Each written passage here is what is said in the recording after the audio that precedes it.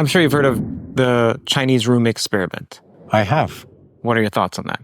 And feel free to briefly outline it for the audience. Okay. So back in about 1990, I got invited to be on a TV program with John Searle. And I called up my friend Dan Dennett and said, should I do this? And he said, well, he will try and make you look stupid. But if you do it, don't talk about the Chinese room argument. So I agreed to be on the program with Searle. And the very first thing he said was an hour-long interview. The very first thing he said was, so Geoffrey Hinton is a connectionist, so of course he has no problems with the Chinese room argument. Is a connectionist. A connectionist. And so he then says, so he has no problems with the Chinese room argument, which was, we'd agreed not to talk about it. Uh-huh. And he was saying something that was completely false. I've got a lot of problems with the Chinese room argument. I think it's nonsense.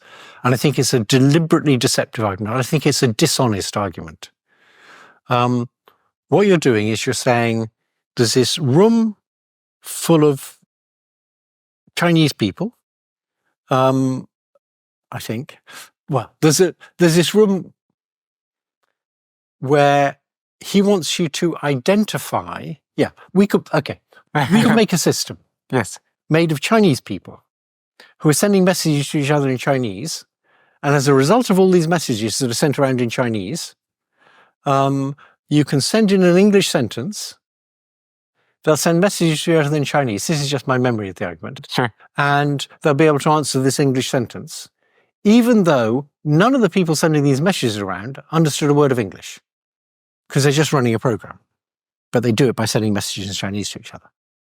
Okay. What's dishonest about the argument is, he wants you to think that to get confused between the whole system and the individual Chinese people sending messages. So the whole system understands English. The individual Chinese people sending messages don't. He wants you to think that that whole system can't possibly understand English because the people inside don't understand English. But that's nonsense. The system understands English. That's what I think is wrong with the argument.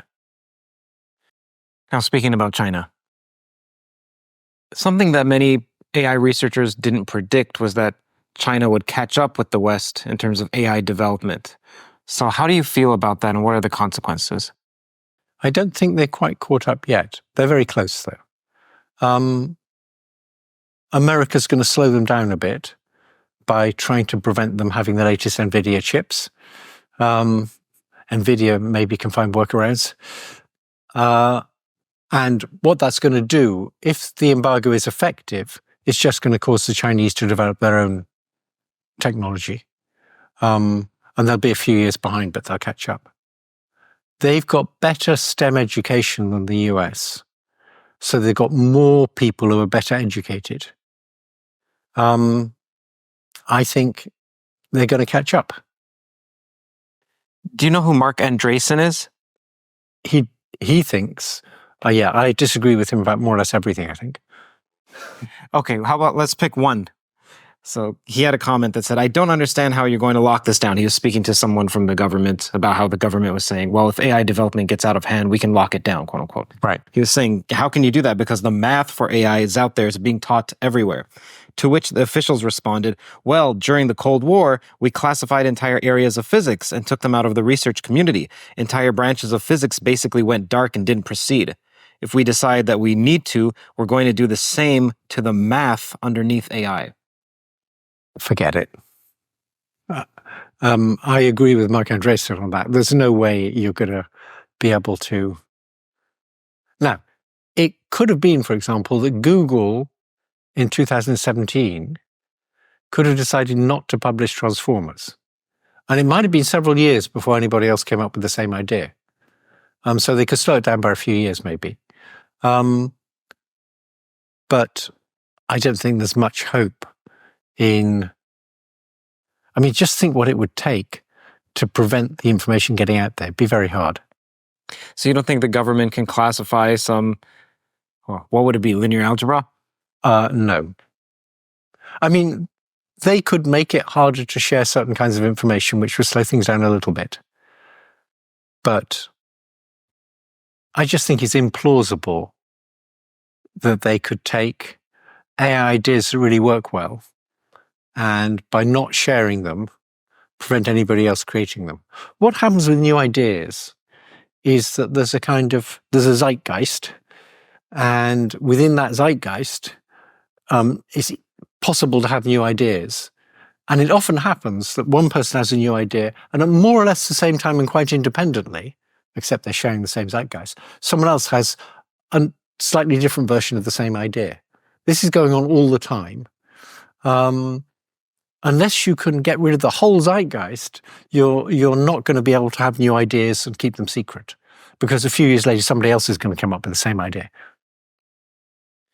What about decentralizing AI? So that's a huge topic. Some people would say, well, that's giving the atomic bomb to any person who wants access to an atomic bomb. Yes, I say that. And then there are other people who say, well, that's what is required in order to create the guardrails against the Skynet scenario, is where we have multiple different decentralized agents or AIs. Sorry, there's two notions of decentralized. So let's talk about sharing weights.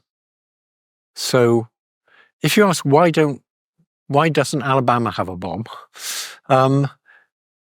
It's because you need fissile material.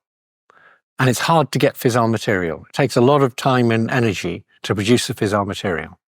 Once you have the fissile material, it's much easier to make a bomb. And so the government clearly doesn't want fissile material to be out there. You can't go on eBay and buy some fissile material. That's why we don't have lots of little atomic bombs belonging to tiny states. So if you ask, what's the equivalent for these big chatbots? The equivalent is a foundation model that's been trained, maybe using $100 million, maybe $1 billion. It's been trained on lots of data. It's got a huge amount of competence. If you release the weights of that model, you can now fine-tune it to all sorts of bad things. So I think it's crazy to release the weights of these big models, because they're our main constraint on bad actors. And Meta's now done it, and other people have followed suit. So it's too late now. The cat's out of the bag, but it was a crazy move. Well, speaking about foundation models, much of our latest AI boom is because of the transformer architecture. Do you see some other large breakthrough, either some paradigm or some other architecture on the horizon? Okay, I think there will be other large breakthroughs of comparable magnitude, because that's just how science works. I don't know what they are. If I knew what they were, I'd be doing them. Would you, though? Well, I'm too old now. I'd have students doing them. What I mean is, how do you reconcile your past contributions to this field and you have your current woes? So would you be contributing to it? So here's the issue. AI is very good for lots of things that'll benefit humanity a whole lot, like better healthcare, fighting climate change, better materials, things like room temperature superconductors, where AI may well be involved in actually discovering them, assuming there are some out there. So there's so many things, good uses of AI, that I don't think the development's going to be stopped. So I don't think it's sensible to say we should be slowing down AI, slowing down the development. It's not going to happen anyway because there's so much competition. And it's just not feasible. It might be the best thing for humanity, but it's not going to happen. What we should be doing is, as it's being developed, trying to figure out how to keep it safe. So it's another thing to say that this is a boulder that no one can stop. It's another thing to also be responsible for pushing the boulder as well. So do you actually feel like if there was a breakthrough on the horizon that you see and you're like Ray Kurzweil, you have this great predictive quality, that you would actually put your coins into it and work on it? As long as that was combined with working on how to keep it safe, yes. I feel I didn't realize soon enough how dangerous it was going to be. I wish I'd realized sooner. There's this quote from Einstein about the atomic bomb. He said, "I would burn my hands had I known what I was developing would lead to the atomic bomb." Do you feel similar? I don't actually know. Maybe I should. I don't kind of regret what I've done. I regret the fact it may lead to bad things, but I don't think back and think, oh, I wish I'd never done that. I think AI is going to be developed. I don't think we have much choice about that, just because of the competition between countries and between companies. So I think we should focus our efforts on trying to develop it safely, and that's very different from trying to slow down the development. Hi, everyone. Hope you're enjoying today's episode. If you're hungry for deeper dives into physics, AI, consciousness, philosophy, along with my personal reflections, you'll find it all on my Substack. Subscribers get first access to new episodes, new posts as well, behind-the-scenes insights, and the chance to be a part of a thriving community of like-minded pilgrimers. By joining, you'll directly be supporting my work and helping keep these conversations at the cutting edge. So click the link on screen here, hit subscribe, and let's keep pushing the boundaries of knowledge together. Thank you and enjoy the show. Just so you know, if you're listening, it's CurtJaimungal.org, CurtJaimungal.org.